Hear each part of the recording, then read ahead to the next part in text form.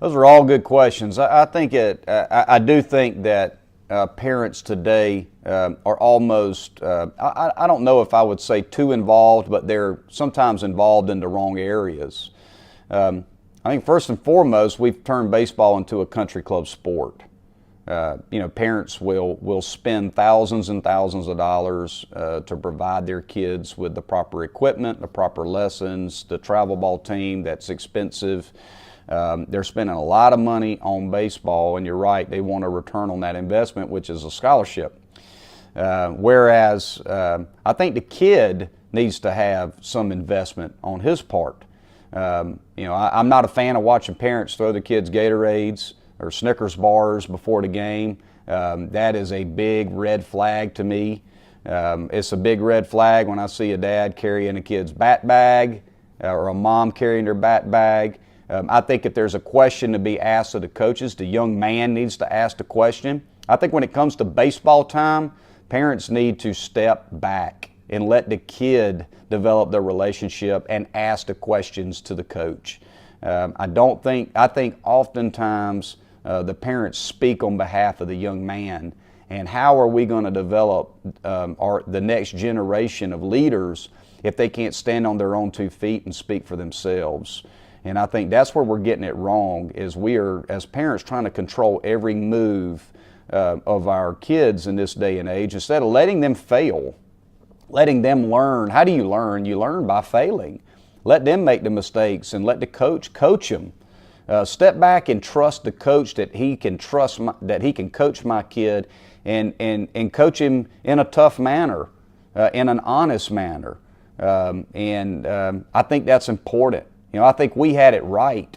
When I was coming up, the coach did his communicating with the player, and the parents kind of stepped back and then may ask their son after practice or after the game, hey, what did coach tell you? And those types of things.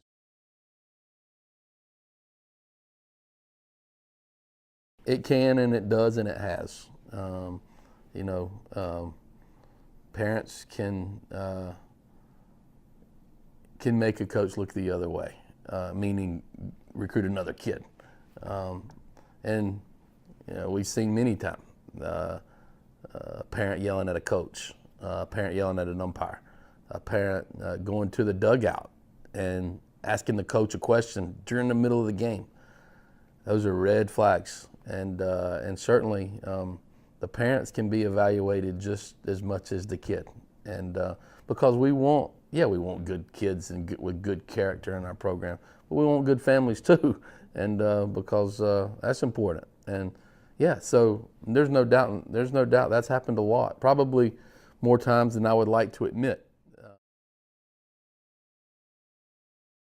Well, we try to tell them all the time, work while you wait. Most people, even in their personal life, they stop working until the door opens. Then they want to work again now the door open. But in this profession, you got to work while you wait. And because, again, that's why the select model is such a bad model. Nobody sits the bench. But then in high school, you're going to sit the bench. And then college, you're going to sit the bench. And that rookie ball, you're going to sit the bench. And low A and high A, you're going to sit the bench. And double A, you're going to sit the bench. Triple A, you're going to sit the bench. And the big league level, you're going to sit the bench. Why would we go down and create a stupid model that doesn't allow people to sit the bench when yet every other model after that, you're going to sit the bench? That's why so many kids quit. That's also why they stop working while they wait, because somebody created a model that promised them that they would never sit. And then they get ready to get into the real world. They get out of daddy ball and they get into big boy baseball, and they can't handle it because they got to sit maybe. So his job was to work while he waited, not to come knock on my door because it's hidden, daddy ball. You'll play when we tell you you're going to play. Your role's going to be whatever I tell you to do. That's your role. And you got to get them out of that mindset and into that there's no promises here. There's no guarantees here. I got a ding on my phone last night.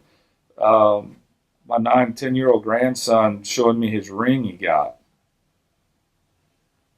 from a USSSA tournament. There was a guy there that had a world championship ring. Okay, Major League Baseball World Championship ring. His USSSA ring that he got at a little tournament is bigger than the World Series ring.